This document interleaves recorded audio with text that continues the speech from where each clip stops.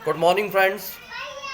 आप सभी को मध्य प्रदेश के स्थापना दिवस की हार्दिक बधाई, बहुत बहुत शुभकामनाएं और दिवाली की बहुत बहुत शुभकामनाएं आप सभी को।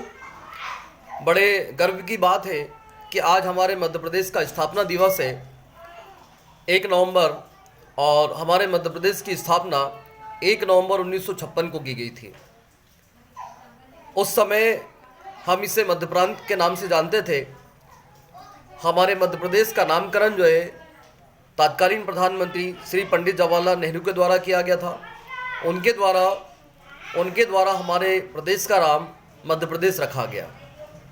उस समय हमारे पहले जो मुख्यमंत्री थे पंडित रविशंकर शुक्ल, तथा हमारे जो राज्यपाल थे डॉक्टर पट्टाभी सीतारामैया है।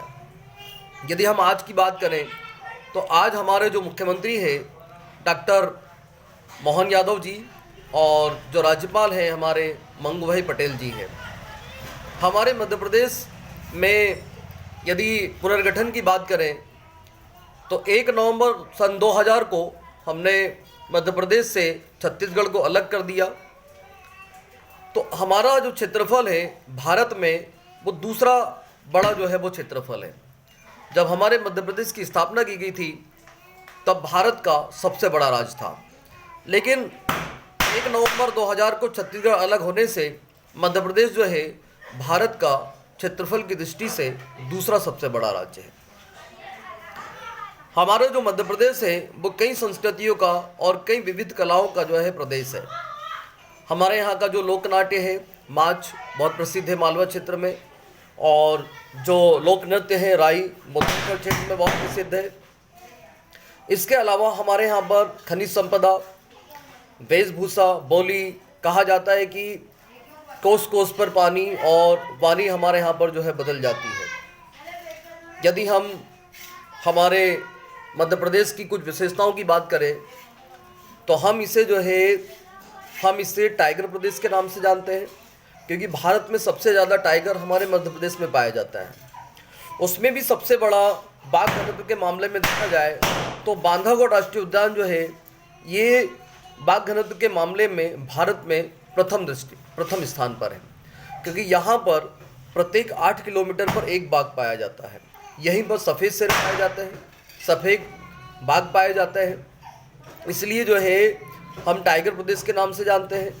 दूसरी यदि हम विशेषता की बात करें तो हमारे यहाँ पर सबसे ज़्यादा सोयाबीन होती है, इसलिए हम सोया प्रदेश के नाम से भी इसे जानते हैं। हमारे यहाँ पर भारत के अंदर सबसे ज़्यादा नदियाँ हैं, और सबसे ज़्यादा नदियों होने के कारण हम इसे नदियों का मायका के नाम से जानते हैं। हमारे यहाँ पर अच्छी क्वालिटी का हीरा उत्पादित होता है, इसलिए इसे हम डायमंड प्रदेश के नाम से जानते हैं, कोहिनूर प्रदेश के नाम से जानते हैं। सबसे ज़्यादा राष्ट्रीय उद्यान होने के कारण इसे हम राष्ट्रीय उद्यानों का प्रदेश कहते हैं।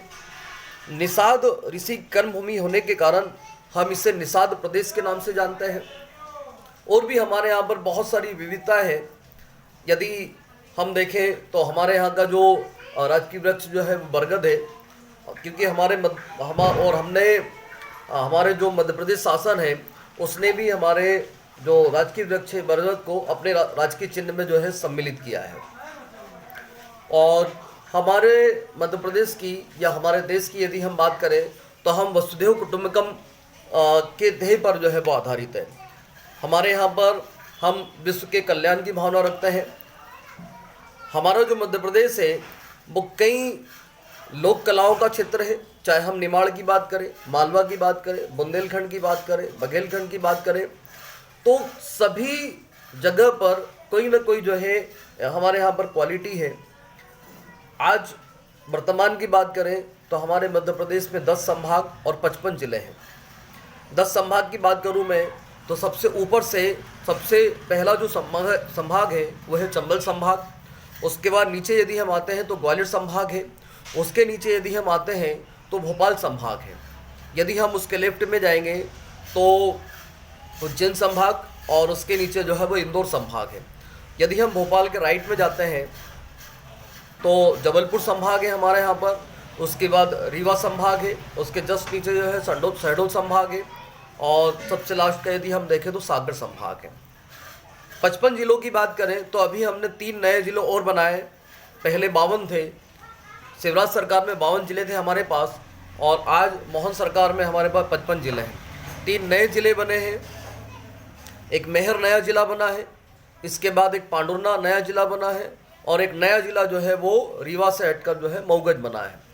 यदि हम 55 जिलों की बात करें तो चंबल संभाग के जो है वो 3 जिले बहुत प्रसिद्ध है, श्योपुर, भिंड और मुरैना। ग्वालियर संभाग के यदि हम जिलों की बात करें तो ग्वालियर, शिवपुरी, दतिया, गुना और अशोकनगर, ये इसके प्रसिद्ध जो है वो जिले हैं। यदि हम भोपाल संभाग की बात करें तो भोपाल, सीहोर, विदिशा, रायसेन और राजगढ़। यदि हम उज्जैन संभाग की बात करें तो उज्जैन के जो प्रसिद्ध जिले हैं वो है आपका उज्जैन, देवास, रतलाम, मंदसौर, नीमच, और इसके बाद जो है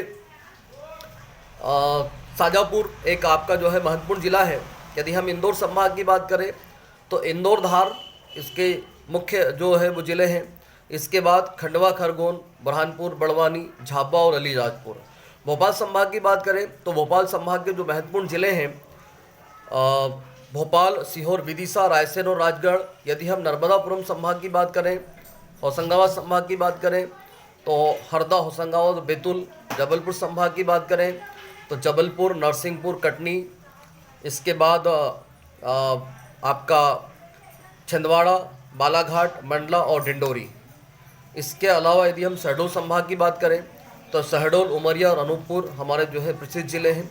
रीवा संभाग की बात करें हम तो रीवा, सतना, सीधी और सिंगरौली, ये हमारे जो है महत्वपूर्ण ज़िले हैं। सागर संभाग की बात करें हम तो सागर, दमोह, छतरपुर, टीकमगढ़, ये हमारे जो है महत्वपूर्ण ज़िले हैं।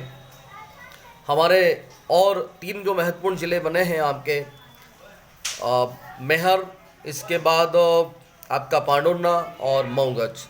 तो ऐसे जो है ऐसे करके जो है हमारे पास 10 संभाग और 55 जिले हैं। तो ये हमारे एग्ज़ाम की दृष्टि से भी महत्वपूर्ण है, और एग्ज़ाम में हम इन्हीं ज़िलों को जो है यदि सही तरीके से याद करते हैं तो इनसे बनने वाले क्वेश्चन को भी आसानी से कर सकता है। थैंक यू, बहुत बहुत धन्यवाद। जय हिंद, जय भारत।